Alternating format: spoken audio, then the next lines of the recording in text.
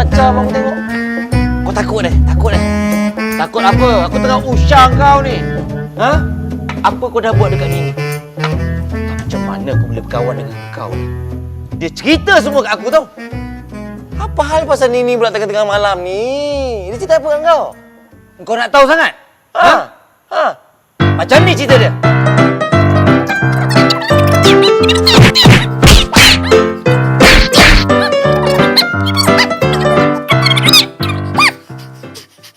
Sekarang kau dah tahu kan cerita sebenar? Begitulah cerita dia. Jadi sekarang ni, jangan terus terang sangat. Cakap tu biarlah berlapik sikit. Ini, kau bagi alasan apa? Tak nak bercinta sesama jiran. Oh, habis tu, kalau jiran kau tu Mira Filzah ke? Nina Baharul ke? Rin Rahim ke? Nana Makeup ke? Macam mana? Engkau suka kan? Dah lah. Itu semua sekarang ni tak penting. Yang penting sekarang ni, cuti aku macam mana? Kau dah apply belum? Ni minggu depan ni. Abang Z tu tunggu masa je nak train aku tau. Nanti kau join aku sama-sama Trainan sama-sama dengan aku.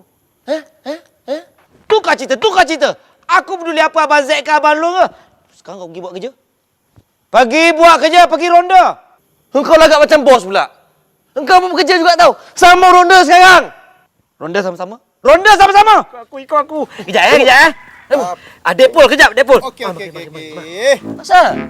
Kejap, Deadpool. Mari, Din. Kau tak payah layan si Deadpool tu. Benda kau ni, beria sangat ni. Aku ada berita gembira tu kau. Serius apa benda? Ni. Bos telefon. Kan kita minta cuti seminggu kan? Oh, dia kata bukan takat seminggu. Dia bagi cuti terus. Cuti panjang? Ya. Cuti panjang terbaik. Dia kata cuti seminggu. Cuti untuk selama-lamanya. Cuti panjang gila dia bagi. Sekejap. Dia bagi cuti panjang? Maknanya kita tak datang kerja? Kalau kita tak datang kerja, maknanya kita kena buang kerja. Kita kena buang kerja ke?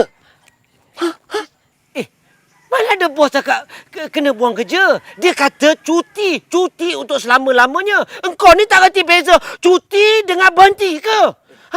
Bos tu bos yang terbaik di dunia tau. Aku tahulah.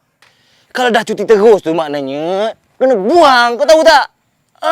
Aduh. Aku mati-mati ingat bos cakap tu betul. Bos terbaik di dunia konon. Bos paling hampir di dunia dia lah. Alah. Kena berhenti pula punya. Tapi tak apa. Kita kan dah nak dapat kerja JPJ.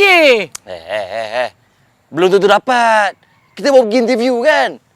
Aduh.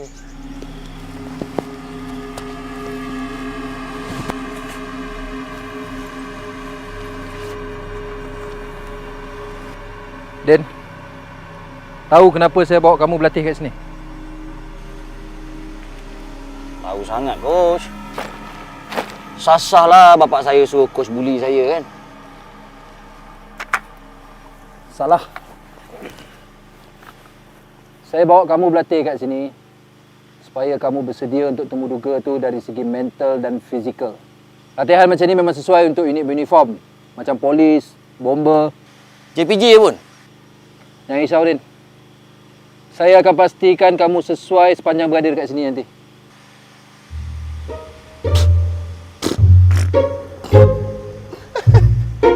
Apa kau cakap ni? Setakat satu malam apalah rasa sangat? Coach, masa kat sekolah dulu saya 3 malam tau, Coach. 3 malam. Bukan 1 malam, Din. 1 minggu. Ya? Minggu. Tak ada internet, tak ada wifi, tak ada telefon. Din! Janganlah terkejut aku! Dia ambil air. Masak air. Bagi cepat!